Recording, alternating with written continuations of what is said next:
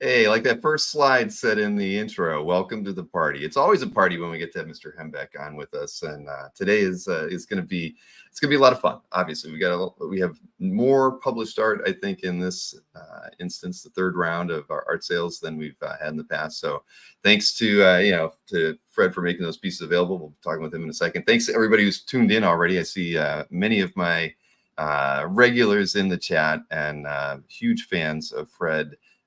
All one and all. So here, let me bring Fred in here. Hey, Fred. Hi, how are you? Here I am. I'm doing very well. How about yourself? Oh, decent. Well, it's only 91 here today, so how bad can that be? It was That's 105 3 days ago. I'm glad you're not getting bored with hanging out, talking to me in the chat, and having a good time. Well, I'd say before the show, I was going through CAF. Like I tend to always do when I'm doing an interview, just to kind of look at artwork by whom I'm going to be speaking with. And I didn't know this before, but you're in the top 25 collected artists on Comic Art Fans, and there's 1.2 million pieces of art on the site. So that's saying something. I mean, you are really? around 25. I don't want you to think you're on the one side, but at the 25, top 25 is pretty good. Yeah. Well, maybe it's all those cards. Well, that helps. That's okay. I mean, I think it was over 3,000 pieces. I'm not, because I don't have it up right now, but yeah, it was a lot, which was interesting. But that's a good thing. I was reading through some comments that collectors had made, and they all, well, there were a couple of them that said this, that if you grew up in the 80s or even in the 70s and you had access to the Comic Buyer's Guide or Marvel Age, you always came across your work, right? And so so we as collectors now, if we grew up during that era, I mean, we got to have a Hembeck or two in our collection. And I think that kind of bears out when you see that there's over 3,200 pieces of art by you on the site. To that fact, let me just show you something. I thought I'd bring a visual thing to. All right. From the 2021 through today, these are all the cards I've done. So, so you scan them and print them? Is that what? Well, I keep copies of every one. I put 9 on a page. And just keep them for the reference. Sometimes I use the same, use them for reference. Right. But, and I've got a pile probably twice as big as that from the years before. But at a certain point, I decided I'm going to put the dates on these so I can see some of the really crappy ones aren't always mixed in with the good ones. Some of the early stuff, not so good. But yeah, that's it. That's the last 4 years or whatever. That is incredible. I mean, I'm. How could you hold that back from all of us? People are. I don't know. I thought of it last time after I got off, and I said I got to show them what this stuff looks like when you pile it all up. Unbelievable. Yeah, people in the chat are saying, we should make a coffee table book out of that. We need to do a Kickstarter for it. I mean, that's unbelievable, Fred. Well, the problem is, of course, I don't own the characters, so we can't really do that. Well, you get the right permissions, which isn't impossible. I'd say that we've kind of looked into it, on our side, and there certainly are other people who are in the comic art field that are, have the rights to do, or not the rights, they have the permissions and whatnot to set in place to print for Marvel trademark characters, DC trademark characters, etc. I don't know. It is workable. There is a way to do that. So have you actually kept all the scans, or do you toss the scans after you? Well, pretty much have all the scans except some of the scans are on computers that are no longer working correctly. If you know what I mean. I know what you mean. Maybe you can get them out of there, but you know me, I have a hard time turning my camera on. So, good luck with me finding that stuff. Well, but yeah, and besides the really old ones, I don't really want to show. This stuff is better. I look at this stuff and I go, "Oh my God, I'm drawing better than I ever have." I should have done this years ago. Too late. Not too late, but you know what I mean. Yeah. Well, but how's that?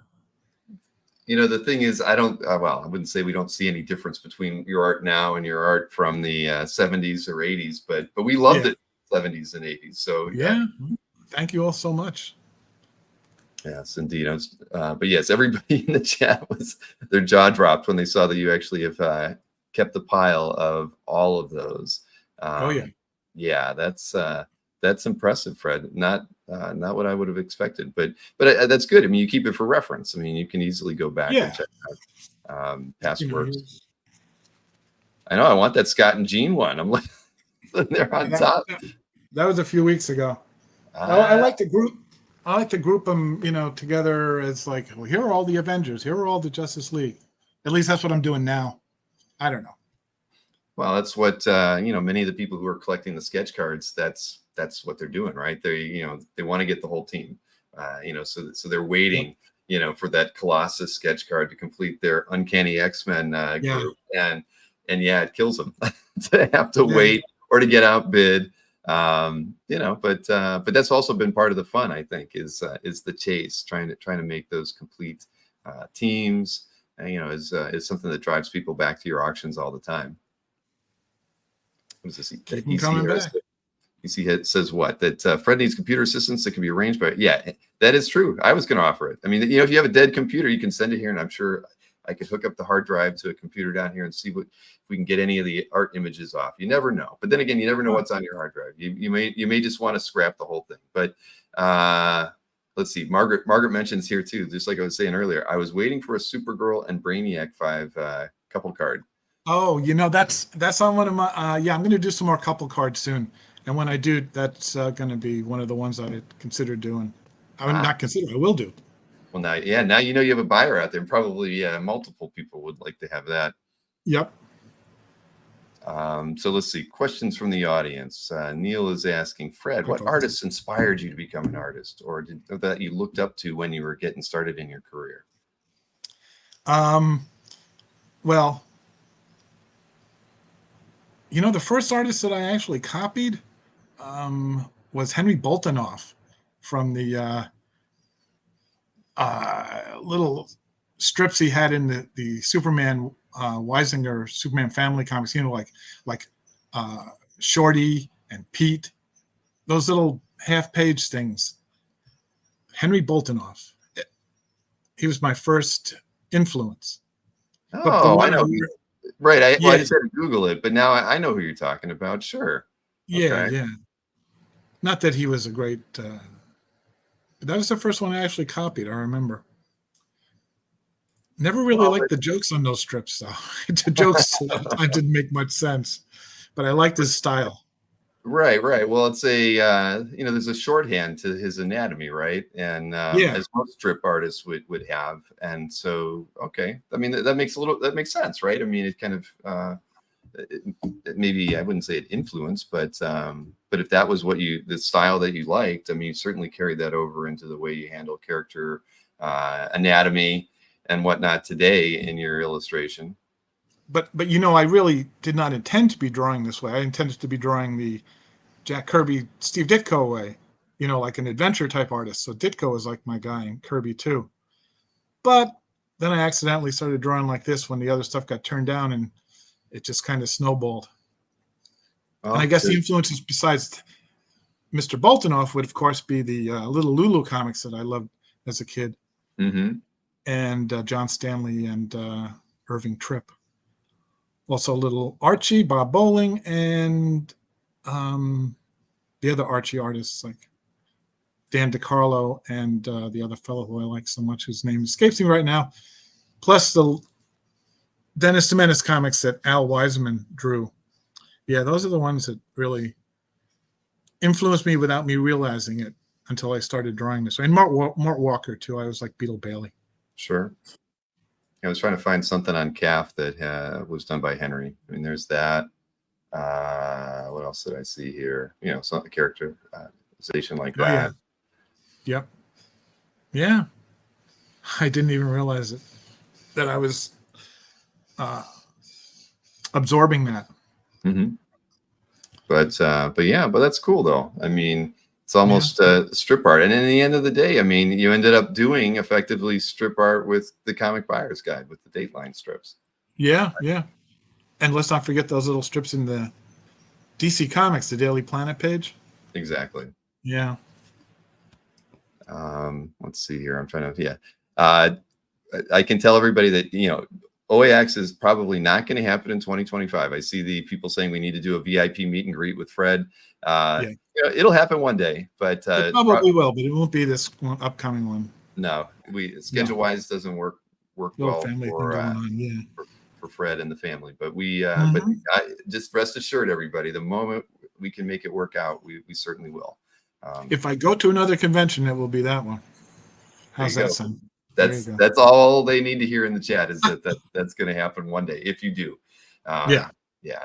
That's good. So speaking of the Dateline strip, I mean, one of the pieces we're going to look at is a Dateline strip that is massive, and it's the piece that showed off on the stream the other night, and I think everybody oohed and ahhed and really enjoyed it. But I mean, how did the Dateline strip really kind of get started? Because the funny thing about the Dateline strip, is there was a lot of commentary in that too. So it evolved from just being a gag strip to something where you were actually kind of commenting on current comics issues. You were talking about Stan and Jack, and but also talking about current events within the comics world, and as far as the storylines go. So I mean, how did it come about with the first one? I mean, how did you get that job?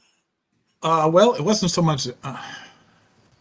It came about because it was the summer when I was trying to get into Marvel and DC comics, and I had a portfolio of straight adventure type art, and I lived on Long Island, and I took the train into New York City and left my stuff at Marvel, but they turned it down. Then I took it into DC, and the art director there was Vince Colletta, and he said, "No, sorry, buddy, you're never going to make it in comics." And so I went home, and I was upset. I was sad. And I thought I got to do another portfolio. I got to keep drawing. Don't stay on the horse. Don't give up. I had just left college a few months before, and to keep my spirits up and to keep in contact with my housemates, I drew a lot of cartoon letters in cartoon form, and I needed a caricature of myself. And so there I was with the hair parted in the middle and beard. No glasses at that point. And so I would write them letters. And one day I thought, well, why don't I don't know why I thought I would do this. I had one thing published in the Buyer's Guide about a year and a half earlier, a cover, which was a montage straightly drawn of the Superman TV show, George Reeves. Mm-hmm. And I just divided up a page of paper into 9 panels and put my little character, which I used for my friends, and had him interview Spider-Man, which was John Byrne had just started working on Spider-Man. I was very excited about that. And it's just some commentary, a couple of jokes, because I like jokes, and sent it off to Alan Light of the Buyer's Guide. And he said, "Oh, yeah, we like this. This is good. Send me some more." And I did a few more. And he said, "Keep them coming. I'll even pay you." Because prior to that, it was like they were just taking stuff to print because they needed it for the postal regulations. And I got $15 a page after a while. Very nice. This is 1977 or so. And it just kind of snowballed there. I put my name in it. Well, obviously my name was on it, but I put my address on the very bottom of each page. That I left out of the reprints that were, done eventually. Mm-hmm. And I would get a lot of mail. Sometimes it would be mailed for a job or another fanzine. And I look, Tomorrow's had one of these, the history of comics in the 1970s or something. That little, calendar of what happened in each year. And I noticed that in 1977, that it said that I started drawing the things for DC Comics. And I thought, oh my God, within a year, I was, working at DC Comics after I did this Dateline is kind of like just, I wouldn't say a lark, but I was just trying to keep myself going by, keeping the drawing going. And of course, I never did that second portfolio because I kind of liked what I wound up doing, but it was all accidental. Everything I do is accidental, but it all good accidents though. Exactly. I think that's but the thing is, the art was the right thing for the buyer's guide. They saw the humor in it. But how did as far as I mean, I wanted to ask you about where you think you got your sense of humor from. I mean, was it but be that as it may, and I guess we can answer that at some point. But as far as just like writing, did they give you any guidance on topics? Did they just let you write whatever you wanted? Did they ever come back and say we didn't like where you said Stan, this about Stan and Jack or whatever, or they just printed whatever you sent them, no editorial. Nothing. With the one exception was that one time, I don't know if you remember this. There was a fanzine called AFTA. It was kind of a big thing in the fanzine world in around 1978 or so. And I wrote a strip that was all pretty much promoting it, saying what a great thing it was. And Alan said, well, we'll run this, but, let's try not to do anything that's like so heavily like an advertisement. But that was the only thing he ever said anytime, anyway.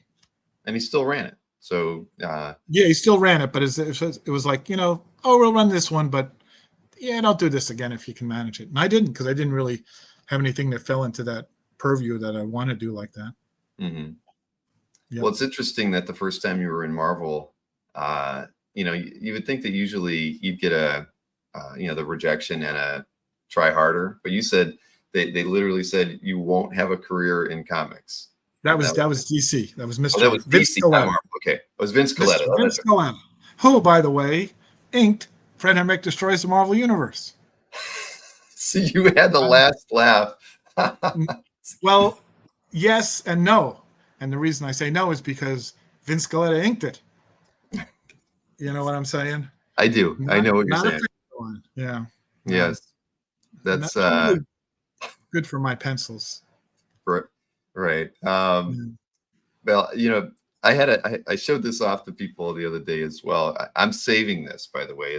I wish you had signed it. If you do ever come to OAX, because that's the only show you're going to ever do again, potentially, is I'm going to get you to sign this so I can keep it. But you actually sent, you had the huge package that you sent me because of the oversized art, but the small art you put inside of a manila envelope. And I don't remember what manila envelope that was, but it is stamped from 1988. August of 1988, by the way.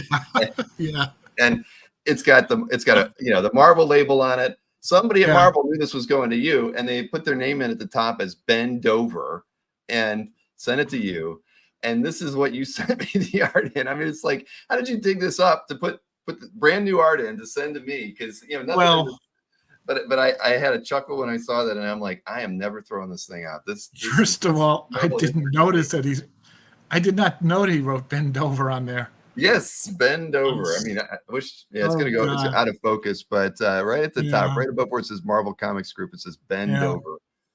I was just looking around for something to put those pieces in, and that envelope was, kind of lying around. I probably have some other ones too from the past stuck amongst all my old artwork.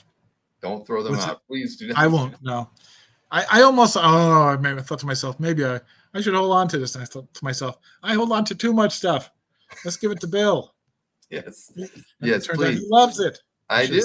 I mean, to me, that's a little bit of history right there. I do, but I got to get you to sign it though, or or do a little remark on it. That'd be my thing, and then it's something I could cherish for the rest of my days. But that's awesome.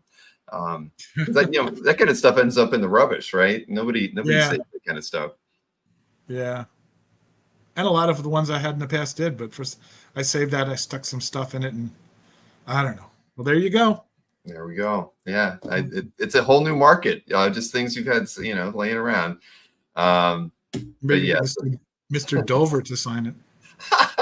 Well, I want to know who at the Marvel office was humorous enough to actually put that on there, to send it back to you. I mean, did you have, kind of fun relationships with editorial? I mean, this is 88. I had good relationships with them, but I don't remember anything like that happening, Nothing. Well, so it's probably someone in editorial who was trying to impress you by putting something funny on the envelope, and it just And They I always missed probably it. Yeah. wondered why you never called back one day to let them know that they actually had a sense of humor. Yep. Yeah, Uh, that's the kind of envelope. I think now that I remember, they used to send me like, a dozen issues of a dozen copies of each Marvel age, and that was the kind of envelope they send it in. okay. Sometimes I'd only get 4 or 5. Sometimes I get more. Hmm. Well, that's it's awesome. Okay, It's good. going to go in my it's going to go in a portfolio, and it will never leave my hands. I can tell you that. Um, so why don't let's look at some of the Dateline stuff, because it's funny.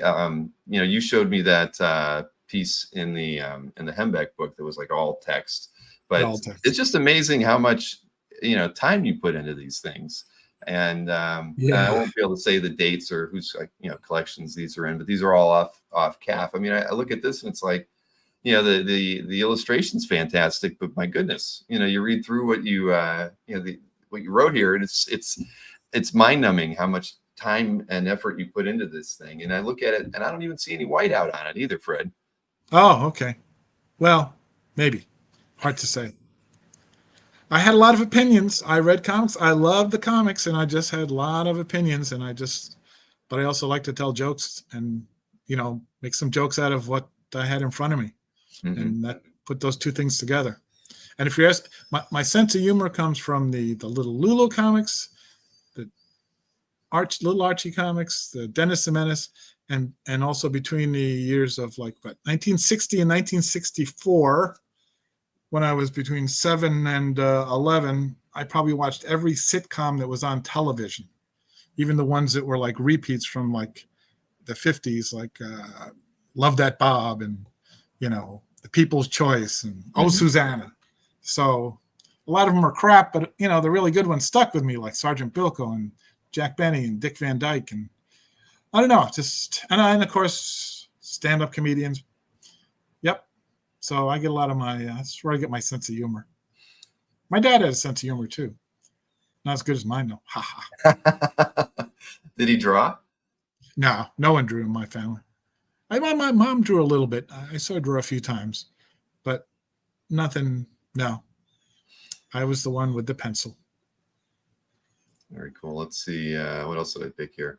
I mean, again, you look at this, it's like that's a Oh lot of yeah. work, a lot of planning going into these as well.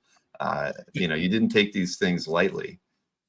This was one of those early ones where I took a Mort Weisinger story and copied over the artwork, drew it in my style, and then told the story with my snarky comments, of which there are plenty when you get to a Mort Weisinger story. And yeah, those were fun to do. Still fun to do. Still have a couple of Mort Weisinger stories I'd like to write about that are just insane. I mean, when would be the last time that you did a lot of writing? Because I mean, for fans of yours, getting the sketch cards Yeah. regularly through eBay. I mean, there's nothing that you're not really writing any commentary or any the humor Oh, is done through the drawing yeah. without the words. Well, at this point, I've kept the Dateline strip going in Comic Book Creator Hmm. from the Tomorrow's people. Yep. Yeah, so I just like the idea of keeping that thing going. And sometimes the strips I do are mostly art, but I did a couple recently that are a little more text heavy. But yeah, I haven't really written that much stuff. We I had a had a, lot I to had a say. yeah, I had a website there for a while, and still do. It's still up, but I used to write a lot, and it was so much fun. And it got me absolutely zero money, and I had no time to draw. So after a certain point, I said, "Wait a second, maybe I should be drawing instead of writing all day stuff that people." So yeah, I don't write. I don't type fast, so I can't really zip that stuff out. Uh, But I do like lettering. I know that sounds crazy, but it's true. In the early days, I didn't even rule the lettering. I just did it by hand. really. Yeah, now I put some lines down to make sure they're all kind of at least uh, straight. So some of my early lettering is pretty wonky. So like this would not, you wouldn't have put ruled lines down here for this piece. Maybe on this one. This is a later piece, but that Okay. first one you showed with all the ladies in the middle, that was definitely just, yeah, that was definitely letter it as best you can, boy. Let's see here, but yeah, I mean these are just look at that. That's great. Whoops. Yeah. But you take a scene like that, and then it's commentary. You know what I mean? Yeah. It's like you get it, you get them with the gag, and then it's all you after that. I mean, that's wonderful. And I really like this one. Yeah. This was challenging. To read, you mean? Yeah. Yeah, I bet. Looks cool though. Looks cool if you don't read it. Well, yeah. Well, that's the thing, visually, and that's why, with you hand lettering it, and I guess in some cases when you didn't put the ruled lines down to make everything straight, I mean, that's all Fred right there. Warts and all, right? If the line's not straight, if two lines come a little too close, doesn't matter. I'm pretty sure I ruled this one. But by the 90s, anything I did in the 90s, I ruled. But the stuff I did in my earliest books, just free-flowing lettering. Man. Same thing here. Look at that, a 15-panel layout. Yeah. And what's fun is, we see some date lines where it's across the entire top. Here, you just wedged it into the first panel. These were really whatever you felt like doing. You did. Neil asked, did Fred ever keep any of his art pieces? I think you've kept a lot of them. I mean, oh yeah, I have have all my artwork from the first 6 Fanico books. But when I went back to the Buyer's Guide in the 90s, some of those I've sold, but not recently. And I've also sold, I hope to not break anybody's heart, but I've sold all my Spider-Ham artwork several years ago. There's a few collectors who either got them or are going to be very disappointed that they're not around anymore. Yeah. I kept all the Petey artwork. I really like the Petey artwork. That's Peter Parker as a kid, and that was done, as a kind of a tribute to the Little Lulu, Dennis Ximenes, Little Archie comics. But no one's interested in that, so I get to keep it anyway. So, but I'm not getting rid of that stuff. Well, you can never say nobody's into. You never know until you try. But Robert mentions that you could have worked even as a letterer. I mean, you definitely had a style that I can't say that we would have seen to it, but it just worked so well with your own stuff, right? But you could. Yeah, I don't know how it would work with others. Yeah. Yeah, it might not. That's one thing I always like that about Robert Crumb, and he drew everything, including the lettering. Looked a little sloppy at times, but it fit, the drawing. It was right. You could tell it was all done by the same person. Right. So.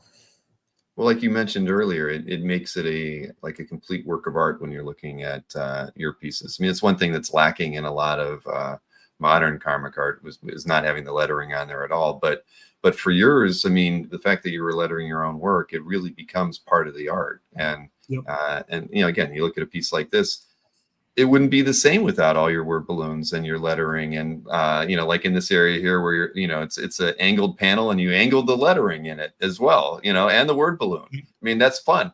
Most comic books would never even think to do something like that, but you did it because it was the right thing to do here. And whether people picked up on it or not, they were the wiser for it by seeing, that you did it that way. I don't know. I look at it. I start picking things apart anymore the more we analyze, panel to panel artwork. But that's awesome. I mean, I love seeing stuff like that. Let's see. Carl says he has a Hembeck void in his collection now. Yeah, I mean, I think everybody should feel that way. Oh yeah, come on, join the fun. That's right. And then I really like this one. It's a John Buscema commentary about scowling and things. But right, I love that. That's a wonderful piece, and I love the lettering on it. These tight rows. I mean, I don't know what the inspiration for doing something like that was, but it just works so darn well in this piece. Well, it was a lot of times I write these things out first, and then I have to figure out where I'm going to put all the lettering. Yeah. Although there were some early strips where I just made it up as I was doing the page, but by the time this one came along, and this is in the early issues of the Comic Book Artist, this wasn't from the Buyer's Guide. Okay. Well, I was more disciplined. No, I didn't read this one, but I'm going to leave it open because I want to go back and read the commentary on John. I just read the bit at the bottom. So it's actually a tribute to the passing of John Buscema. Aha. Yeah. As requested. Well, I don't know if it was requested, but yeah, sometimes when I did stuff for Comic Book Artist, they would say, well, we're going to cover these topics this issue. If you want to, click in on this topic, that would be a good idea. Mm-hmm. Or was that Marvel Age? I think that was Marvel Age. Yeah, Marvel Age. They were a little more, had a little less, shall we say, freedom, but still no problems really. Well, that's good to hear. And yes, it was Conan. I saw Lord of Fleck wanted to know who the one character was, but yep, they got it. And then I really like this one too, just as again, different composition. I mean, are they telling? Because sometimes, I mean, the shape. Did they tell you what space you had to fill, or did you just kind of do what you wanted to, and made them kind of work around whoever it was, whether it was the Buyer's Guide or others? That what was your approach? Because this is square. Yeah, this one was the Buyer's Guide, and you may or not recall. Certainly wouldn't have noticed the way I noticed, but towards the end of their run there, the magazine, newspaper, whatever. Got to be more square. This was the size of the page. They lost something on the bottom, Mm-hmm. So this was what the page of the Buyer's Guide's dimensions were towards the end of their run as a newspaper. Got it. I don't remember that. I mean, I've saved copies of when it was more tabloid. Yeah. I guess, but I don't. You might not even. You might, as a reader, you might not really notice it, but as the guy who had to fill the space, I had to adjust my dimensions there towards the end. Well, now you're going to make me go pull out the old Buyer's Guide issues that I've got just to see which size they were at. I feel like there was a point in time I only had a few from, and I don't even know where I picked them up because I wasn't getting them when they were being printed. I went back. I think I picked up a few at a show, and then I ordered some off of eBay. I think once, just because there's such an interesting snapshot of what fandom and comics were at the time. It's a lot of ads and things, but at the end of the day, they're still fun to kind of go through. Especially if you were collecting during that era. Are you talking about the Alan Light issues or the Krause issues? Because the Krause issues had a lot more, text material in them. More of the earlier stuff, yeah. Yeah, the earlier stuff is almost all ads, and it was a much larger size. Yeah, you can see that by the dimensions. Mm-hmm. So, well, Captain America and Captain Canuck. I'm sorry for the Canadians. I don't want to mess that up. But this is an awesome one. I think whose collection was this? And I was curious. Andrew Pepboy. Yeah, I sold that one. Yeah. That one is one of the few I sold because I saw it come up on my Facebook memories the other day. I went, oh yeah, but I haven't sold any of those in a long time. Once I got the cards going, I was like, oh, okay, I'll just go with this for now. Mm-hmm. Well, I was trying to dig around, seeing if I could pick up any of the old books, and I did find on eBay somebody who was selling some of the the Ba Hembeck and the Dial H for Hembeck, and so nobody out there. I may buy this before the show's over, everybody. So don't go over to eBay and pick this up. Let me get it. But somebody had three of these together, and I know that I had the first one, but I don't have it any longer. I went through the few comic boxes I still have left, and I know I don't have it anymore. So, but these are fun, man. Did you enjoy when these books were coming out? I mean, was it? Fun oh yeah, it was a lot of fun. Yeah, I did it with a publisher Fantico, which was pretty much in the next town over. So I would just drive over with my stuff. Although the first one was done with Eclipse, and then there was like 6 other ones. A couple of them were like that. Ba Hembeck was all new, and the other ones were half or mostly reprint. Mm-hmm. Yeah, collection of the Buyer's Guide stuff, and other because I did stuff in the Comic Reader, and a whole bunch of other fanzines at the time. I was like, oh boy, everyone wants me to draw a picture in there, so I would do it. You know, there you Nothing go. wrong. Yeah. Hey, let's see. What does Larry say? Nice to have Larry. I haven't seen you in the chat in a while, so nice to have you watching our show today. It says, funny story. Fred did sketch cards of Invaders #1 and Avengers 15 for me a few years back. Afterwards, he said they were so tough he'd never do cover recreations on sketch cards again. Sorry, everybody. But it's not totally true, because I mean, you've done a few for us, but Yeah. I think you've talked about that before too. That that you're not. It's not something that you want to try to squeeze into a sketch card. It's tough. It was fun for a while, but you know, I'm gonna need new glasses if I try to do some more. Mm-hmm. I think the thing that really killed me, I had one fellow had me do the cover redos on cards of the entire run of Byrne on X-Men, and not just the covers he did, but everyone of all those issues. Oh my. And I don't know, 25, 30 copies. And the one that really killed me was the arcade one that Terry Austin drew. It was like a pinball machine cover. Oh yeah. Yeah. One of my favorites. It was the only one I had to cheat on. If I cheat, I mean, I had to leave some things out because I just couldn't do it. Well, come on, the figures on there were like an inch and a half tall in the pinballs. I mean, let alone all the detail on the pinball machine itself. So yeah, that was a killer.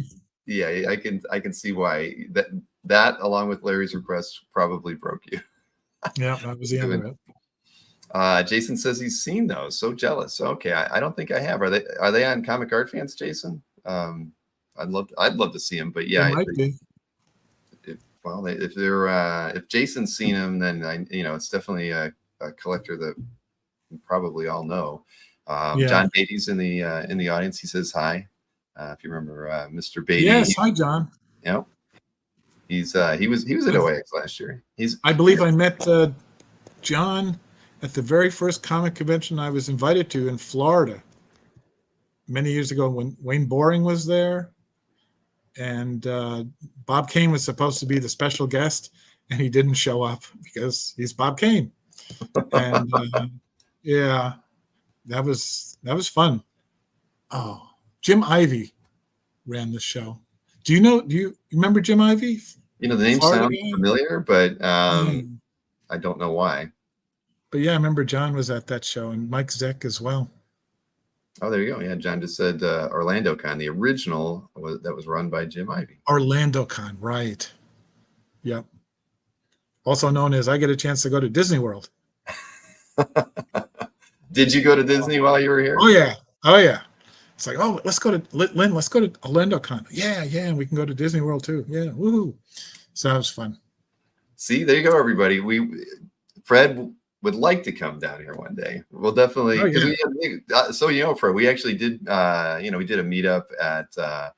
We went to Universal, I think the day after, but there were lots of people that went to Disney the day before, and so they weren't like totally structured get-togethers, but that was the intent, was to try to have fun while we were here, because there's not enough fun and humor in the world and enjoyment, but the parks can give us a little bit. John mentions that Jim Ivey passed away recently in 2022. Oh, he was very nice. I remember when it was a very good experience. Good way to start as far as going to cons.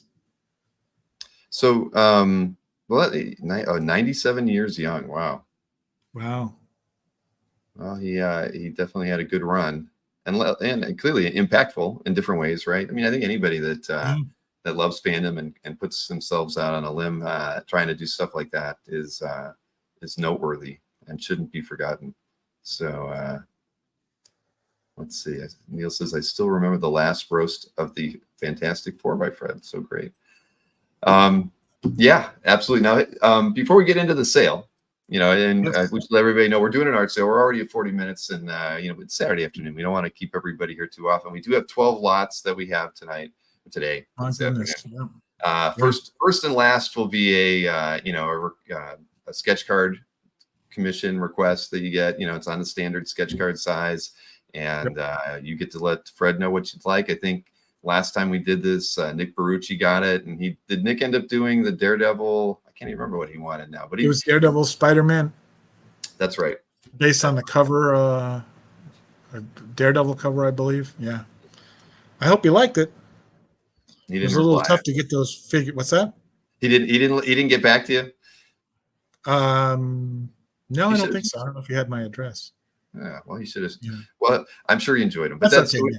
so we've got 2 of those. We Yeah. also have you sent me 10 pieces from the comics price guide. If I'm not, was that what they were The printing? Overstreet Price Guide, Overstreet 50th Price. edition. Yes, the 50th edition, everybody. So I have 10 of them. 50th edition. I picked 5, and Alberto will be disappointed. I did not pick Captain America for this one. It'll be the next one. But Yeah.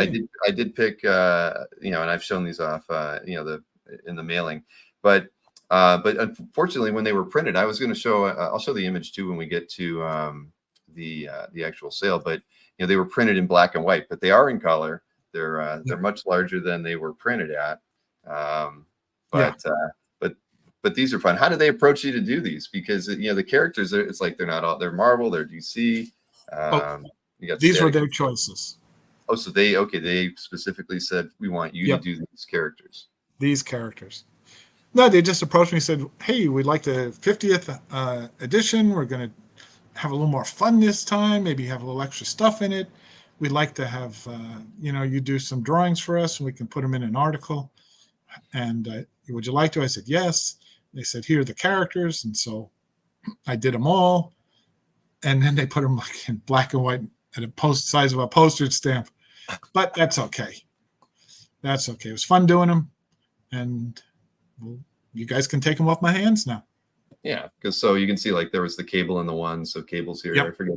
The board's like 7 by 11, I think. And Cable's about 5.5 inches tall in color. But you wouldn't have known that when you looked at the way it was printed. Yeah. So we have 5 of those today. We have 5 the next time we do it. But I wanted to ask you about the Dateline piece because it's oversized. I mean, yes, it is. And we talked about this ahead of time. On the back, you wrote down when you penciled it, when you inked it, when you lettered it. But in 1988, it was 88. Am I right? No, 98. I'm sorry, 98. When this was done, I mean, how did you send it in the physical artwork to them to scan, or did you take it somewhere to get it scanned? I mean, what was the process? No, I sent it in. Really? Okay. That was back in the old days of sending stuff in. That's probably why I got a little bent up there in the corner. It was on the return trip. Right. Yeah. But I couldn't imagine how you would have done it. I mean, I thought about scanning it, stitching it together, and I thought, no, I'll find a way to photograph it and clean that up a little bit to make it work best. Because even on an 11 by 17 or mine's a little bit larger than that, it's still, it's not going to fit lengthwise because this thing is 24 by 19. I managed to get it into my book, but only because I was scanning the buyer's guide copy, printing of it. I didn't scan that thing. Yeah, I don't know what I was thinking. I was thinking I had a big pad of paper and I should use it or something. Huh. But there is a self-portrait on the back of it too. He says, "Here I am." You're jumping up in the air. Nobody can really see it, but it is there. Yeah, it's very faint. It's just a little pencil doodle. Mm-hmm. It's like back in the day, though. So you always were sending the originals in to have them take care of it, right? And yeah, I remember once I got some back that got ripped and everything, and I go, oh. So I kind of hastened my end of working for them at that time. Then about 5 or 6 years later, I tried again. But yeah, so some things, the mail can sometimes be a bad thing. Unforgiving is the word I was trying to come up with. Thank you. Yes, I've had a few unforgiving mail experiences lately myself, so I totally I sympathize. That's why that word was right there, ready to throw out. Well, that's cool. I mean, I know we're going to talk about that piece when we get there, so I'll save commentary about that. How it came about for Dateline and part of the buyer or part of CBG. But so I guess we could, are you comfortable with us getting started with the sales side of things for the show? I'm comfortable. Yes, indeedy. All right. We have looks like 87 to 90 people. It keeps going up and down watching the show right now. So decent audience. I'll go over the ground rules for the auction, because everything is at auction today, just so everybody knows. We've done that the first 2 shows, and it works really well. As far as I say claims, I should have said winning bids. But you know, we're going to want you, when we're showing the piece of art on a slide on the screen, you'll just put your bid amount in the chat, and there'll be a starting bid amount stated on each slide that we show you today. So you know, don't do dollar increments or anything like that. You know, make them substantial, you know, on the lower tiered ones. You know, come on, at least $20, $30, $50. You know, and when it gets a little bit more pricey, you know, don't do 20 or $50 ones. But at any rate, that's how we'd like to have the bids go today. We'd like to have payment in hand, one way or another, electronically or whatnot, within 48 hours of the show. The one piece is a little pricey. As far as how we structured things today, as far as the starting bid, because we wanted to set a price that Fred would be happy with selling it.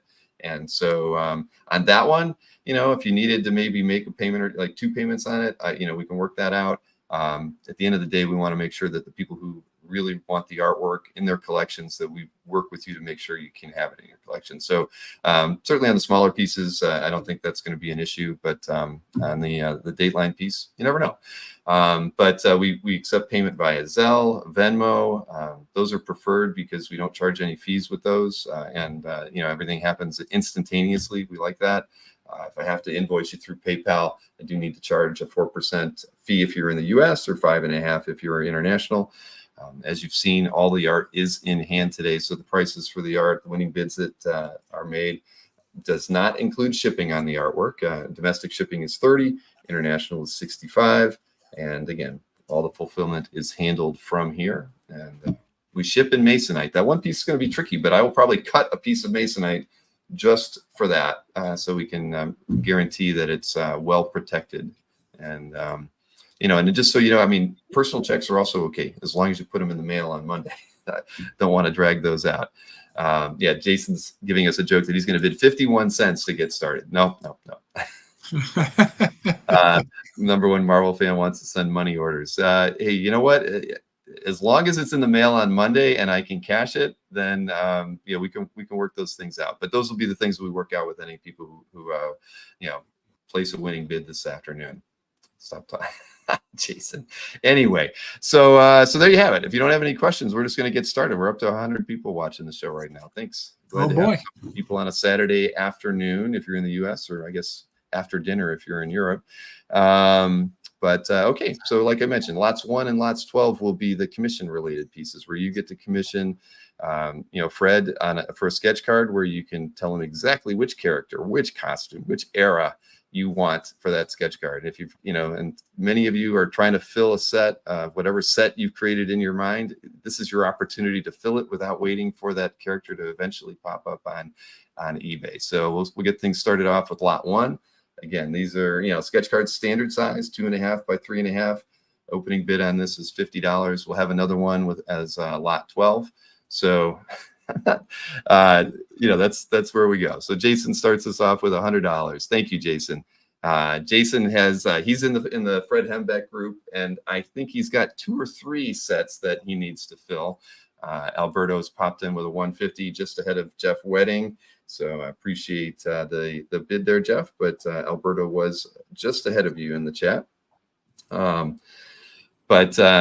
But you know, I think we've talked about this before. You know, how do you determine which sketch cards you're going to tackle when you're doing your pieces for eBay? I mean, do you kind of plan these out months in advance, or is it just sit down at the Oh, not months in advance. No, not by any means.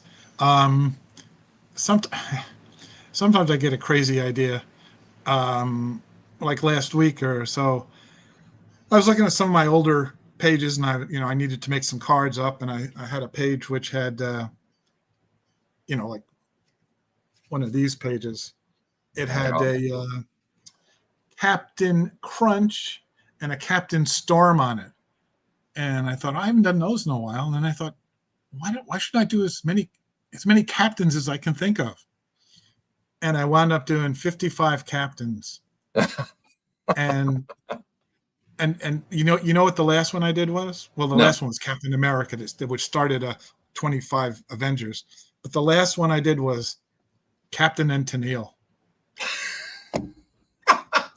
That was it was a joke for myself, you know. I It's just love like, it. I love it. and people liked it, and they did it. So yeah, and I feel bad I left out Captain Midnight.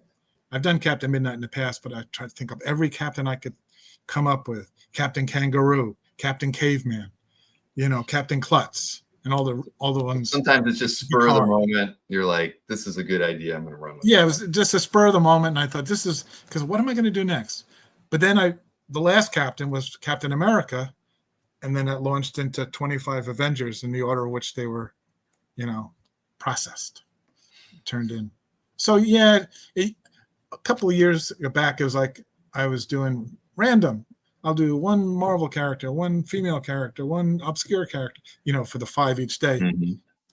Currently, I'm doing, been doing kind of like sets. Look for the JLA to come up soon. So There you yeah, go. they don't, you know, whatever. Well, we're going to call fair warning on this too. So 10 seconds, and Okay. we'll let Jeff Wedding be the winning bidder on this one. And one thing I would tell everybody, I did forget. I actually made a note to remind myself, and I never read my own notes apparently.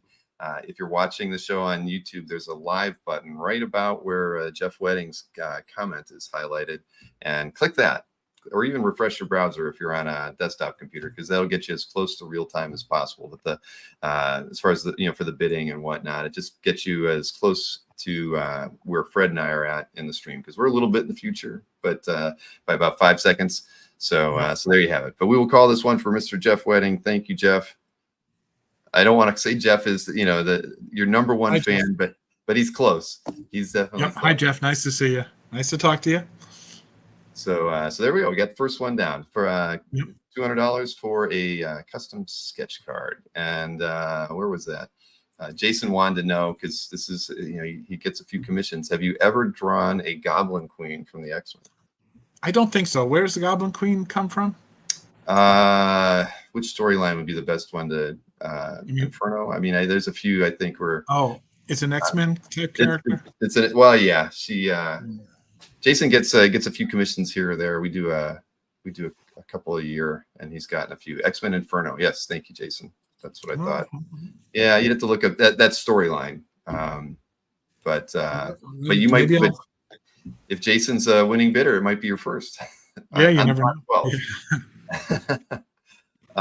Let's see, where were we at? Okay, so we'll go ahead into lot number 2. And lot number 2, just to remind everybody, it was from the Comic Price Guide 50th anniversary edition. These pieces are all published. So the next 5 pieces were published in black and white in the buyer's guide. And again, there's just not a lot of Fred's published work out there. But you've got the chance to pick up 6 today, counting the Dateline piece. But we'll take a look at lot number 2, and that is Spider-Man. He's 5 1/4 inches tall on a 7 by 11 inch board. The opening bid is $200. And again, you know, it's cool to see. Now, when was the 50th edition? What year was that? I think it's about 2 years ago now. Okay, I knew it was Maybe fairly close, but 3 at most, but I think it's 2. All right, well, Justin Porter has gone in at 300. Thank you, Kavi, for throwing the $200 bid just about at the same time. But yeah, but that was fun, and they've obviously worked with you. Had they worked with you before that? No. Nope. Huh. I mean, you would have been great to do like a variant cover or something along those lines. I mean, yeah, that would have been nice. Well. Well, we're at $400 now. Kavi was at $350. EC put a bid in, a couple bids in, and we're at $400 to Justin Porter. I think Justin got the Spidey piece from the last visit. Oh, okay. Yeah. And Kavi is back in at $425. Thank you, Kavi. Kavi's going to be exhibiting this year at OAX, or at least hanging out. Good to see. He wasn't able to make the year 1, but we're glad he's on the mend, and we're all looking forward to seeing him at a show soon. Oh, good. All right. Well, I'll go ahead and say give everybody a 10-second warning. How's that? We're at 425 right now, and bootlegging is shouting "Go Copy." Well, everybody's shouting "Go Copy" at this point. There we go. There's a chant in the audience that we cannot hear here in the studio, Fred. The silent chant. All right. Well, I'm going to call this one for Kavi at 425. Thank you very much, Kavi. You got it. You got a good one. And again, published piece. It's not. There's no like stamp on the back. I mean, you would have scanned these and sent them in yourself, of course. Yes. But, yes. But these are fun, and I'm glad that you submitted these because again, the chance to own published work by you doesn't come around too often. Sure. So lot number 3. Switch over to DC for this one. I guess I better hide the Go Copy comment. Lot number 3. We've got a Wonder Woman, same size board. Character on this one, same size as last one, 5 1/4. Obviously, using her bracelets in a manner in which we've come accustomed. But Yep. But they asked for all these characters, so they were trying to mix it up. They probably knew about where they were going to be putting these in the book, and Wonder Woman. Well, you didn't send me a scan of that one. You sent me the Bane and the Cable one. I didn't. Oh, you mean I didn't see the photographs. That's right. Right. All right, we have Wayne at 250 right now, and thanks for Jeff starting us off at 200. Yeah, these are fun, and twice the size as the sketch card pieces that you do. Yep. Yeah. Right. I hate drawing that WW on her. That's why I always go with the eagle. I mean, I do. Are there a few out there? Are there? There are some out there. There are, but it's hard to get it. It just doesn't look right when I do it. So I stick with the eagle. Well, you got to stick with what works. She has different kind of boots at times too.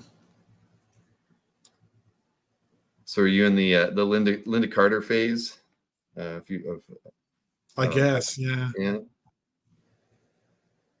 Yeah, they definitely overtly complicated her costume in the later DC films and representations of her costume.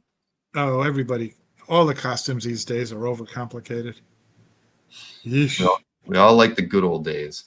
Well, Jeff's our lead bidder at 275. I guess we can go ahead and say we will. Yeah, Marcus says not too late to join in. Yeah, that's a standard Heritage thing to say during their live auction bidding. Maybe I should write down a whole list of common things that they say during theirs, and it'll make it feel a little more realistic for those of you in the chat today. But, yeah, sure. But we'll go ahead and say 10 seconds and we're done, and I think we'll move on to the next one. Alberto's upset that he's getting outbid on eBay right now for some of your stuff. All right, we're going to call this one for Jeff at 275. Thank you, Jeff. Thank you, Jeff. Yeah, don't forget to use your cut. That's right, Daryl. The cut bids are important. You still have one. You still haven't used it. You got one remaining. So next up, we have the tallest figure of the day on these 5 cards. He's at 5.5 inches, not 5 1/4. We get Cable, and this one's awesome. I mean, I've always enjoyed Cable as a character, just almost as much as I've enjoyed Cyclops, but Cable's up there. But this is awesome. I mean, we showed the photograph of him in the book that you sent me. I know we have a lot of X-Men fans out there. So, there you go. Jason came in at 300 over Southern Comic Geeks 200. So thank you, Jason. We all appreciate that. 350 to Justin Porter. Yeah, that's a fun character to draw. It is one of the more complicated characters, but there's a lot of fun things to put in there. I would almost say his gun's not big enough, but it doesn't matter. I mean, yeah, right? He's the guy who always had the largest gun in the room. But this we can go with it. I love it. When I saw that one, I was like, maybe I need to talk to my wife to have her bidding in the other room, but it's always good to get these to go to the chat first. But yeah, this is a really nice one. Well, thanks. Let's see here. Star of the X-Men 97, folks, is what Marcus says. I still haven't seen X-Men 97, everybody. I'm sorry. It's still on my list. It's one of those, but I feel like if I'm going to watch that, I can't just put it on in the background and listen to it. I have to be totally devoted to watching it. And, I don't have that kind of time just yet. Are they half-hour episodes? I guess maybe the chat can tell me. If there were half-hour episodes, maybe I could devote, 5 hours to it and get it all done in an evening. I have not seen it myself. I am behind on my Marvel movies. I'll catch up. As am I. I haven't even seen like She-Hulk and other. I don't even know why. I didn't see the Captain Marvel show. I'm pretty awful at this point as far as being able to keep up with stuff. The next one I need to watch is Black Widow movie. I've watched everything up to Black Widow. Oh, so you have some you do have some work to do. I do have some work to do. Not to mention the final season of Flash, which is on Netflix. Mm-hmm. Oh yeah. Well, but I like other stuff too. Well, I'm with you. We have just so we know, Justin Porter's at 500. I saw Hyper Potato said, I own a few originals from Fred, and they are just so cool to see in person. I can't disagree with you. Not at all. Well, we're going to go a 10-second count on this one. We are at $500 right now to Justin, and 525 to Jason. Thank you, Jason. I think we'll still send. Oh my! It's a duel at the moment, but we'll go ahead and just say 15 seconds from now we'll call it if we don't get another bid to override this one. But very, very, very nice one. Fair warning, says Marcus. Thank you, Marcus. See, Marcus, you're handling the the bitter commentary for me in the chat. Yes, I totally get it. We appreciate that. But someone's going to wind up paying for cable. Yes, indeed. All right, Jason's got this one at 525. Thank you, Jason. Thank you, Jason. This one's as an X-Men fan myself, and Jason knows that. He and I wouldn't say we compete for the same things that are out there, but we both have a lot of X-Men art in our CAF galleries. So it's a very good pickup, Jason. All right, so next up, lot number 5, switching over to a Static Shock. Static Shock. Did this one throw you? Because it seemed like they were picking like major characters and stuff, and then they went for a Static Shock piece as yeah. I wouldn't say it threw me, but it was not something I had done very often. I'd always been meaning to do some of the milestone characters. So I went, oh, this is a good opportunity. And yeah.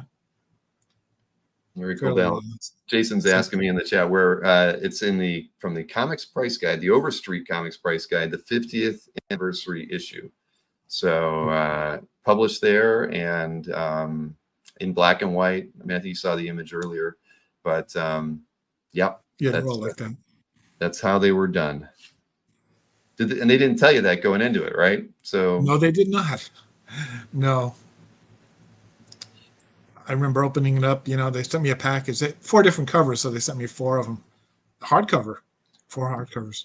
And I'm looking, where's my artwork? Where's my artwork?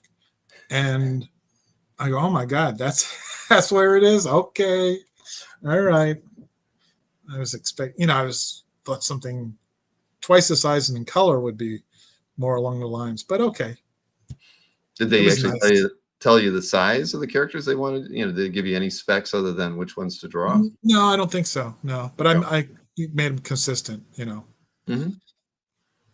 Well, we have the opening bid from EC Harris at 200.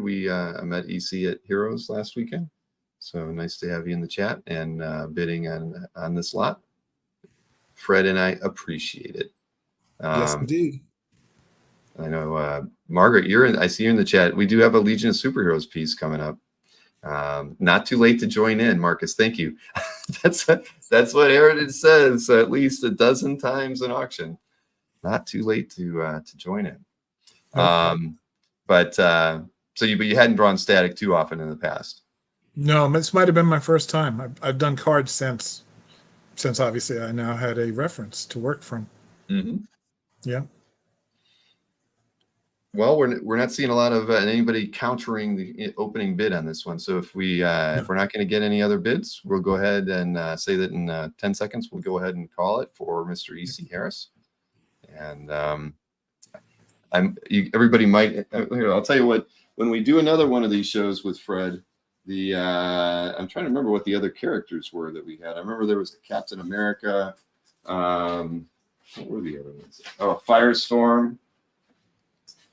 Bane. Oh, right. Black Widow as well, and like you said, Bane, and then a Saturn Girl are going to be the ones. Yes. The next time. Yes. Just one more to go, right here. Yes, one more to go. So we're gonna give this one, write it down as E.C. Harris at 200. Thank you very much, Ed. We appreciate. Oh, I think I know what's next. Yeah. Okay. Next is Magnus. Yes, robot. Yep. So this one's same size, same paper size and everything. Lot number 6 starting us off at 200. Now, had you done Magnus a lot? Yes, I had. Magnus was a comic I bought when I was a kid, so I was familiar with Magnus. I also have enjoyed drawing his lady friend Legia. Do you remember her? I do. Yes. She had a very interesting outfit on, so it's kind of a fun thing to draw. A little difficult to get it right, but yeah, I always liked that character. I even drew one of the robots a couple of times. Yeah, very nice looking comic. Yep, I totally agree with you. Yeah. This is Southern Comic Geek has got us started off with a $200 bid. Thank you as always, Southern Comic Geek. We appreciate that, but that's cool. I mean, this was a character that you have an affinity for because of just one of the earlier comics that you read as a kid. Mm-hmm. Yeah, it wasn't one of my favorites, but I enjoyed it. I enjoyed the art more than the stories. Right. Well, come on, anybody fighting robots, the artwork's always going to be very interesting, whether or not the stories are going to be up to snuff. I think everybody's trying to guilt Carl. So you don't feel guilty, Carl. There's no need to feel guilty about anything. Lots of room to breathe down below. I've heard that from Heritage a few times before too, Marcus. Boy, I feel like Marcus might be watching the comics auction going on over at Heritage right now. I think they have their what is it? Their current signature auction, and their Saturday stuff is always comic books. So must have that on in the background. Actual comic books, you mean? Yeah. Oh yeah, not artwork. I got you. Yeah, no, they do. They've mixed up their schedule over at Heritage. They used to kind of sprinkle the art in throughout, but now days they do a Friday. It starts on Thursday, but then they go heavy on Friday with the art and Sunday with the art. But Thursday and Saturday are reserved for comics. So but Jason's shouting, it's published. Of course, it's published. You're not going to get a Fred Hembeck published piece too often. And this is the second to last one we've got. But if we don't get another bid in the next 10 seconds, we're gonna say Southern Comic Geek has picked this one up, and we'll move along to a couple of the kind of commission style pieces that Fred put together for the show today. Yeah. All right. We're gonna go with 200 here. Okay. For Southern Comic Geek. All right. Very, very good. Thank you, Mr. Geek. Mr. Geek.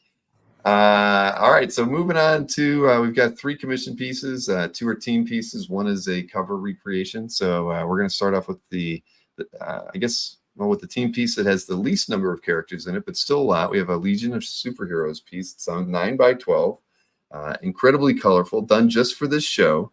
And the opening bid on this one is $250, and it's lot number 7. So I remember, I think you asked, do you think there's a lot of Legion of Superhero fans out there after the last show? And I think both Jim and I said, oh, absolutely. There's always Legion of Superhero fans out there. There is a lot. And so let's see here. I've got competing $500 bids. Marcus's came in just ahead of Wayne's. So just milliseconds ahead of Wayne's, in fact.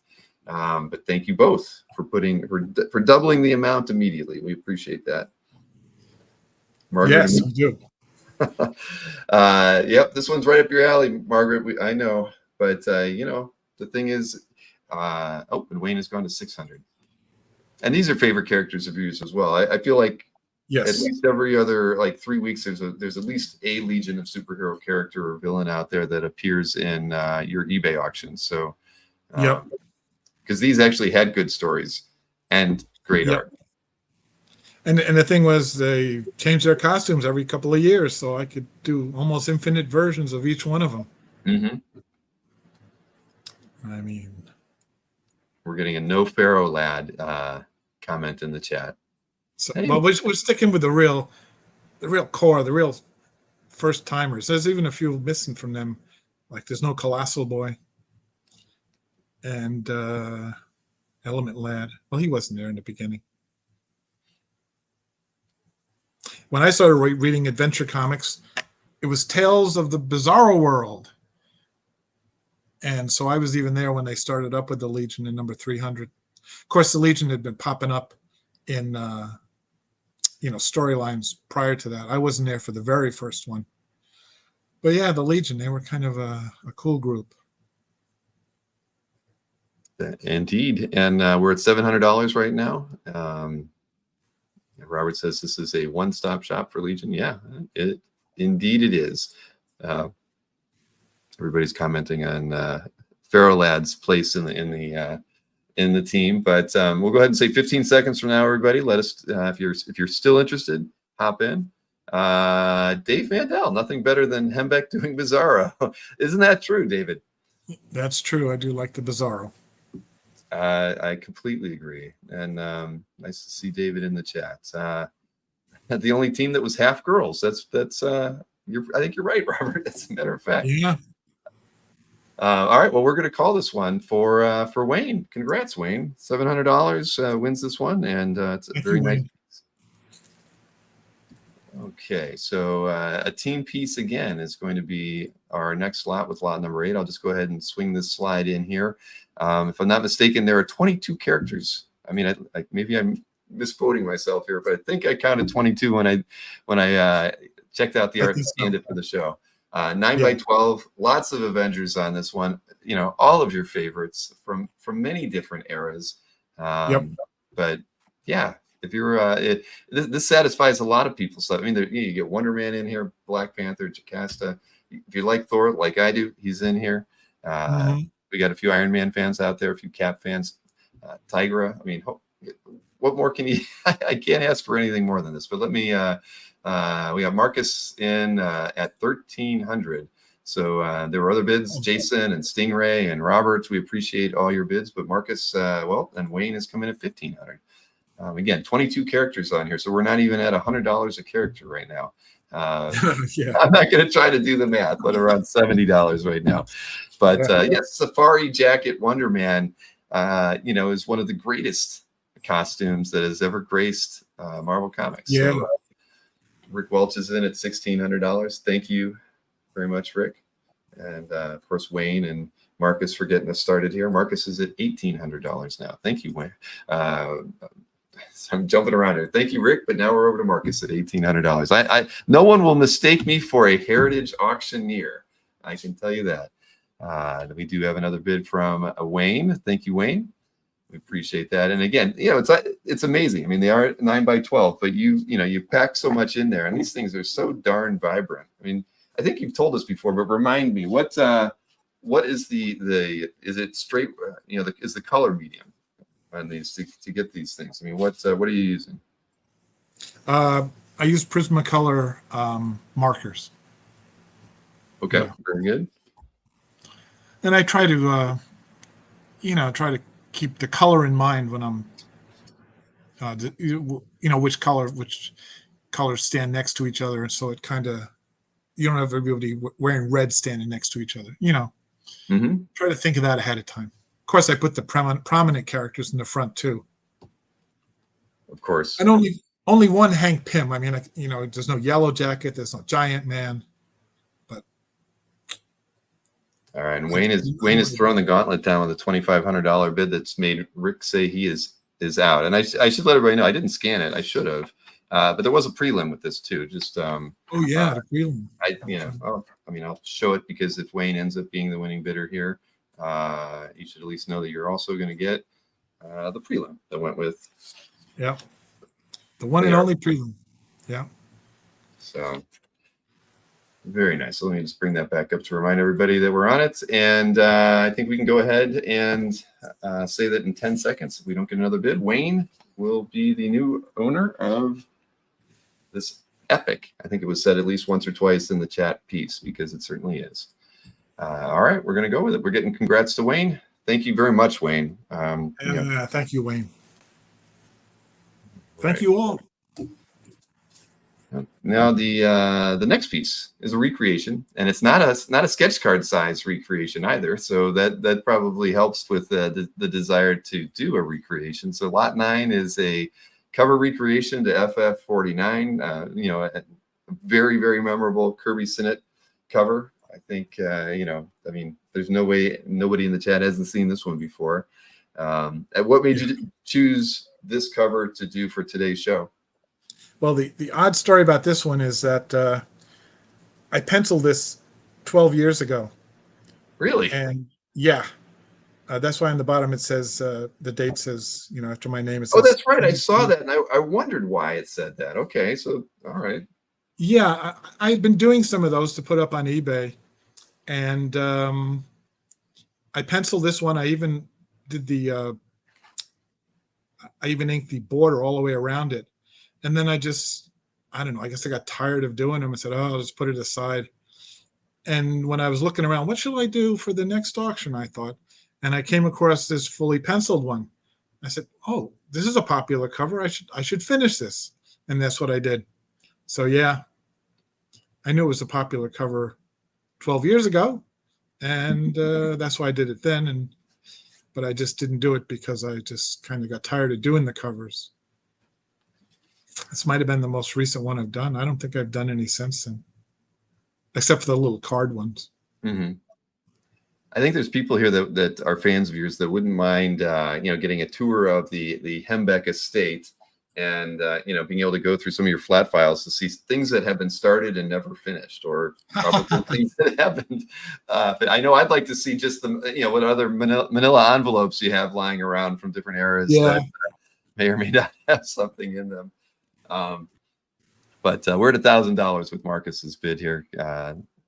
Thank you, Marcus, and everyone else who's bid. We've got TAMD1 is in a $1,050 bid. We appreciate that. Thank you, Tariq.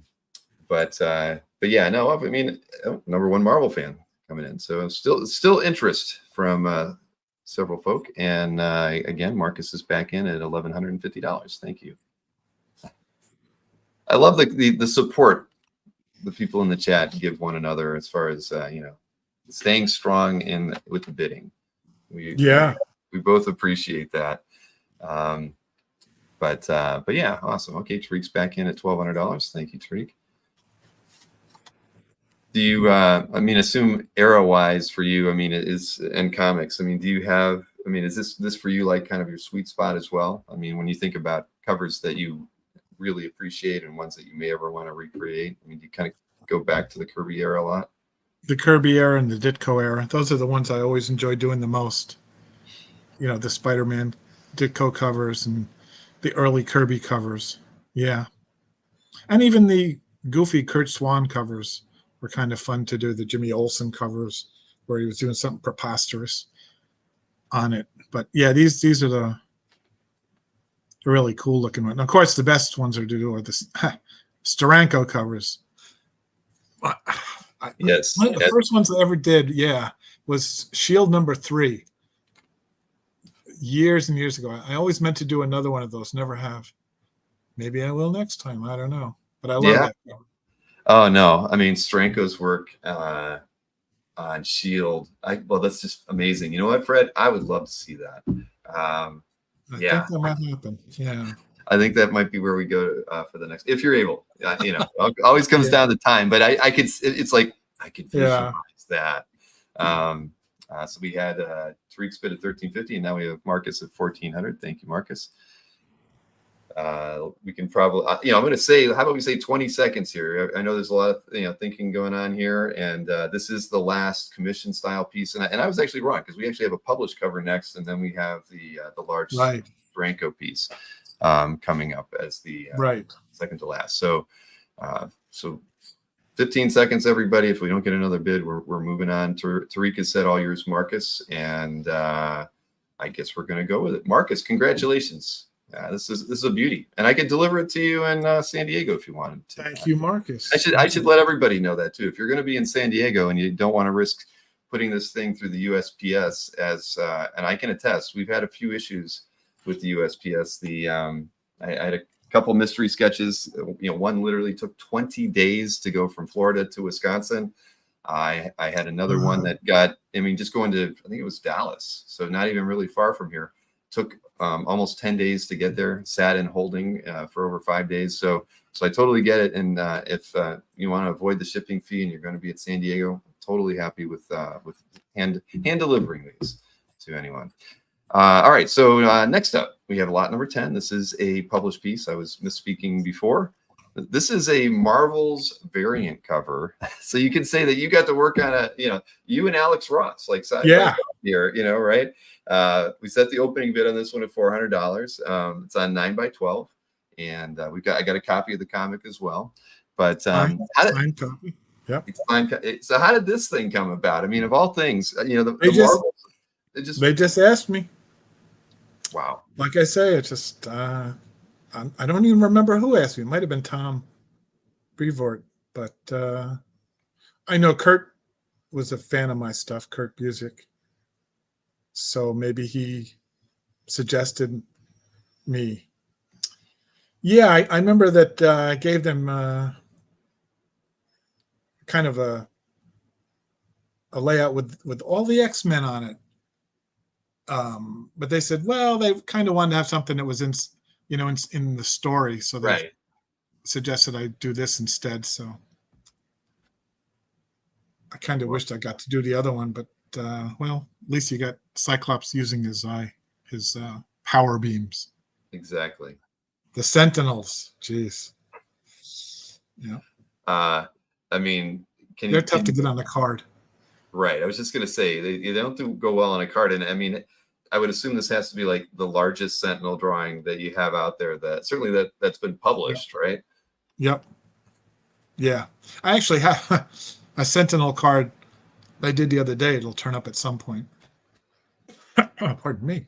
And you did it on the 2.5 by 3.5? Yep. It's like a squishy Sentinel. You know what I mean? Uh-huh. He's a little short guy, but he's got all his Sentinel outfit on. Sentinels are my favorite X-Men villain. Oh, really? Okay. Oh, yeah. That's and Cyclops is my favorite X-Men. So yeah, it's like I've got the best of all worlds in this piece right here. So we got number one Marvel fan at 1650. Thank you, Tom. We appreciate that. Wayne has said that he is out. This is published, Marcus. Yes, absolutely. This is published. Right. And you get a copy of the book, right? Signed. Yes. Signed by me. Yes, and I've got it in a bag and a board with it too. So yes. Let's see. Jason saying he had to borrow money. I don't believe that for a second. Marcus says if it didn't have Cyclops on it, it would go higher. That's maybe true. Rich Donnelly at 1700. Thank you, Rich. Thanks for popping in. I don't think I've seen Rich in the chat until just now, but there we go. Everybody wants to borrow money off of our good friend James Siegel. All right. Well, let's see. I'll say we're at 20 seconds here. We've been looking at it for a while. We got a few bidders in on this one. We're at 1700 right now to Mr. Donnelly, and we'd like to see if anybody has any other interest. If not, we got one other published piece in this set today. I love everybody in the chat. You guys are the best, and gals. I'm not playing favorites here. I saw Tina Hager was in the chat earlier, along with Martha. Marcus. All right. Well, listen, I think we can call this one for Rich Donnelly. And congrats, Rich. This is Thank you, Rich. Wonderful, wonderful piece. $1,700 is a great buy. Thank you. All Thanks, right. guys. We hide a couple things here, and so with this with the piece, we showed it earlier. I mean, I'm going to go full screen, and we can both talk about a couple things with it before we start the bidding on it. So let me switch myself over to that, and like we mentioned, I think the light's on it well enough, but if you can see, there's a little bit of a, I mean, it's a minor crease here, and that's the only one on this side. Over here, there's a minor crease on the edge here, and at that point, you can see a little ding on this end here, and then at the bottom, there is like a half-inch tear that does cross the line, the ruled line that is for the piece, but doesn't go into the joker at all. So those are really the only issues with this piece of art. Other than that, it's absolutely fantastic. And it's the first of two. We're not going to do the other one until the next show. We're only doing this is from the volume 1 of the History of Comics. It comes with a little Hembeck drawing on the back, and like Fred said, when he mailed it into the buyer's guide, there were no dings, but it came back with a few. The year was 1998, and so that was how you had to get things done, unless you could drive into the office and hand it to them and let them kind of figure things out.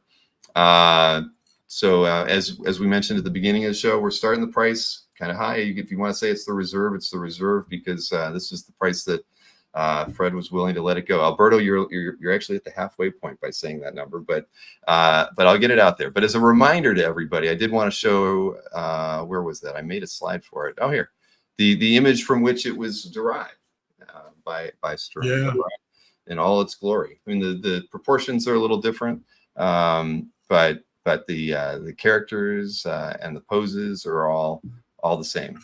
Very memorable image for those of us who've been fans of comics for a while and appreciate Mr. Steranko's work. All right. Well, I guess I might as well throw it up there because people are throwing bids in. I'm going to go ahead and highlight this and get it going. So again, it's 24 by 19. Let me try to highlight where we're at here. So I see at $5,000. Yeah, so we have Rick Welch at $5,000. It is wall power to the max, Carl. This is something that if you get this piece in your collection, it should be on the wall. I mean, and if not, you got to have a huge flat file for it. But it's the kind of piece that I mean, I'm starting to sound like a heritage auctioneer, but I mean, if you're a fan of Fred's, I mean, this is you're never going to see. This is a 50 character piece, right? It just doesn't. There aren't many of them out there. Right, Fred? Not like this one. And if you're a fan of Steranko, you're not going to be able to buy his original. So settle for second best. So true. Is Cyclops on this? Marcus wants to know. No, not on this one. I don't think so. No, I don't think Cyclops made the grade for. I don't think he's on the other one either. No. No. No. Was there? I don't even know if there is any X-Men on the other one. I'd have to go back and take a look. No, I don't think they. Steranko is more on the. Well, he does have Thor and Iron Man and stuff, but I guess at that point the X-Men weren't that popular when these books came out, so he probably didn't put them on the cover. Right. I mean, it was prior to the new X-Men. No Wolverine or anything. Here, I just threw a couple different slides. On the way I photographed it, I laid it on a table out in the daylight, so that's how you can see where the better that one crease that does go through Plastic Man's visor there. But the other one just touches Hawkman's wing on the other side. But it's funny, Fred. I mean, and I know nobody in the audience would agree with you. You were like, you had said like, I wish I didn't let her on this piece. But this is what everybody wants. I mean, because it's from Dateline. I think that's part of what makes this piece. But no, what was the reason behind doing the this piece in the first place? Did they ask you to do this, or was no? I just wanted to. I just love this piece of artwork, and I would do a lot of redos, and I like I said, I love doing the Steranko stuff, and I thought, why don't I do this? And so I did. Like I told you earlier, it took me 2 days to pencil this, but I inked the whole thing in one day. That's true. I was when we were talking before the show. If it's noted on the back, it says, and 1998 is the year this was published. I saw James was asking when it saw publication. On the back, it's noted. It's got a P for pencil, and then it says February 23rd, 24th, 1998. Then there's the next line says I for inking, and it says February 25th. And then there's a lettering line that says March 1st. And then beside that, you have number 31. What was that for? That was the when I returned to the buyer's guide in the 90s, I was numbering them as I went along. So that was the 31st one I did when I returned to the buyer's guide in the mid 90s. Got it. Carl says, what was that? What happened to the top left again? Something in shipping, Carl. When he had to ship it to the buyer's guide so that they could scan it and print it, it came back that way. Something like that. I mean, everybody knows that I have that art restorer person nearby. If you really wanted, me to have them look at it before I shipped it, I certainly could ask them what it would cost if you wanted to get it flattened. So you didn't have to worry about something yourself. They could probably even repair the little tear. I would be happy to do that because, getting it back to its original state as far as being perfectly flat and undinged is fine, but at the end of the day too, all art it's one of a kind. So you kind of, you take things with the stains and the blemishes and all those sorts of things as well. So it's just part of it. But we are at 5,500 with Tariq. Rick said he wouldn't bother him, but I'm going to go ahead and say we're at 30 seconds now, and then we'll call it. This is the big item. This is definitely the item of the day. Rick is bowing out to Tariq. So if anybody else is thinking about it, it's true. I mean, to me, I'll be honest. I'll let everybody know. I thought about doing the second drawing first, Fred, and because I feel like this is this one is just, there's a little something better about this, only in the back of the characters. Both drawings are fantastic, right? But you've got with Cap, right, Mariner, and the torch up front. You got a large Batman, Superman, Hulk, Nick Fury, Thor. I mean, the other one is equally as fantastic. It's just different, different character sets and different focuses. So I was going to go with number 2, and then I thought, what, number 1 is where we're gonna start things to kind of keep things in line. You get a great Spidey on this one, Doc Doom, Yep. That is true. So and Wonder Woman with a very unique hairstyle as well. Yeah, Steranko's hairstyle. Yep. All right. His personal hairstyle, but yeah. Yeah. Well, it's close to his style these days. Bill, can I show number 2 today? I'll be happy to, Wayne, and it'll be a piece that we do later. So I'll just say 10 seconds. I know it's not, I should have probably called it, but 10 seconds. Nobody else bids. Tariq will get this one for $5,500, and a very, again, this better end up on the wall, Tariq, because it is unbelievable. And we're gonna call it. All right. Okay. So let me go ahead and hide that. And I'll be happy to show off the second one here. I'll go full screen one at a time.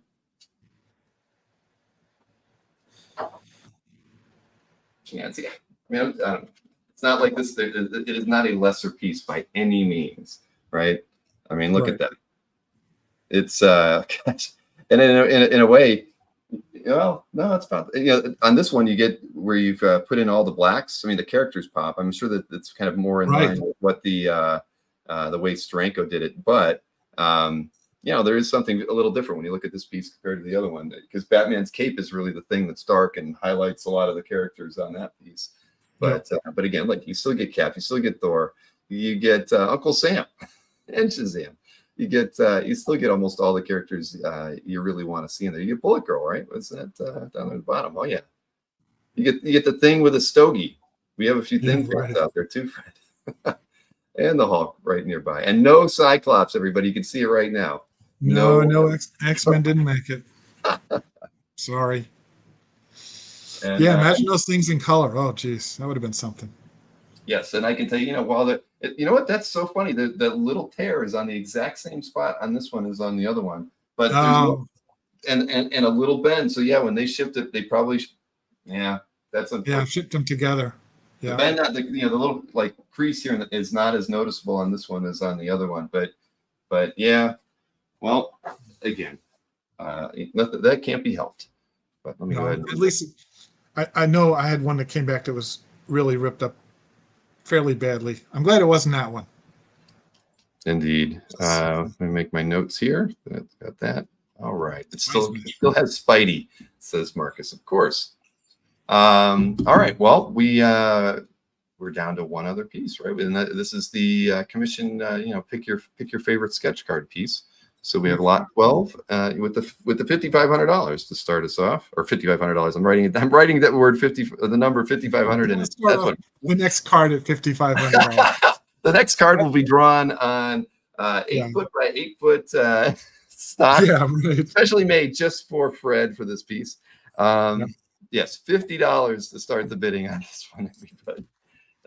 Yeah, I think I need another Zevia and maybe a nap this afternoon, but yeah, $50 gets us going. You get to pick your character, everybody. Alberto jumps us in here at 200. Hi, Alberto. And we have, we got 225 to number one Marvel fan. Thank you, Tom. Robert, thank you for your $200 bid. $250 bid from Mr. Robert Berman, the most dapper man in comic art collecting, I have to say. But yeah, these are always fun.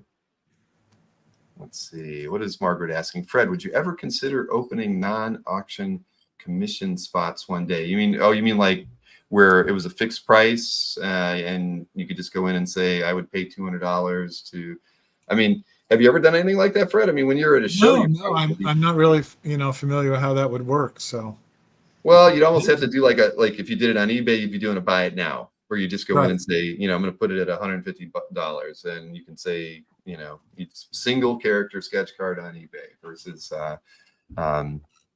yeah. I mean, when you do them at shows, well, but then you haven't been to a show in a while. When you were doing shows at the last one, I mean, were you doing the sketch cards as much, whatever that would have been? I mean, it's pre-COVID, but when I would go to shows, I would take cards in a little booklet, pre-drawn ones. Pre-drawn ones. I wouldn't draw cards at the show because you'd have to. I did do sketches, of course, but I didn't do cards because just the coloring of them. I like to wait a day before I color my cards because otherwise there's a chance of the ink smudging. Yeah, I think and it still does occasionally. I've been pretty good about avoiding that in recent times, but yeah, I wouldn't do that at a show. I'd have to take my but my markers to a show. I would just, when I would draw, I would just use, do con sketches. It was mostly just Sharpies and stuff. Right. Well, there's a lot of artists that don't like to draw at shows. They'd rather interact with the fans and not, you don't feel like you do your best work. And like you were just saying, you prefer to let the ink dry. So it'd be a 2-day process no matter what. A lot of people only go to shows one day, or a lot of shows are one day, right? It could be a Saturday or Sunday show. So that makes perfect sense. All right. Well, we're at 275. I think we can say 10 seconds and no other bids. And this one's going to go to Alberto. And I'll be curious. Alberto says he needs a Galactus and a Black Bolt. So yeah, you never know. I assume you've had to have done it. Well, I know you've done some Galactus. I've seen them. I've featured them before, so that wouldn't surprise me. Oh yeah, I've done many a Black Bolt. All right, well, we're going to call this one for Alberto. Thank you, Alberto. Thank you so much. All right, and I saw as Wayne got it. I'm happy to deliver any of these pieces at San Diego. So I know Wayne will be there, so I will have those packed and taken with me to that wonderful show. I'm going to be there. What days am I there? Thursday through Saturday. So as long as you're there those days, I can take care of you. I'm taking a red eye out on Saturday evening. But boy, this went rather well, Fred. Yeah. These are fun. It's amazing to me, but I'm happy that you folks are out there and willing to shekel out some bucks for some of my drawings. Well, you have a lot of fans out there, and I thank you all. It's I think everybody enjoys, even if they're not bidding, they're just hanging out with you, hearing some of the stories. So it's always a good time. But I can tell everybody that we've not scheduled the next show, but we've been doing these about every 4 or 5 months or something like that. So you can expect it to be in the fall, probably sometime late October, November. But we'll work that out. We'll let you know as soon as we've got it figured out over here. Yep. And again, thank you to everybody who picked up art. Remember, email me, bill@comicartfans.com. Right after the show, we'll set up payment. And whether or not I'm delivering it to San Diego or I need to get your mailing information, we'll take care of that. And again, Fred and I sincerely appreciate your patronage today. It means a lot to Fred. And yes, makes for a lot of fun commentary here on the channel. But again, Fred, thanks. Thank you. And hang out with you. Watch today and bid. There you go. All right, everybody. Awesome. Enjoy the rest of your weekend, and I'll see everybody again on Monday on a stream. Have a great afternoon. We'll see you.